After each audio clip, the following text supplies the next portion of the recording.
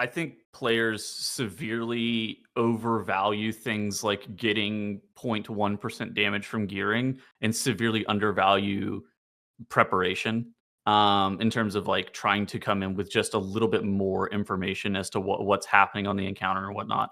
But I do think, like, in terms of, like, how do you improve as a player, there is going to have to be some element of practicing, right? Where you go in, you have results, and they are what they are, but then how do you improve those results for the next time that you make it there? Why was your rotation bad? And there's a couple of I think there's a couple of, like, pretty easy ways of solving that.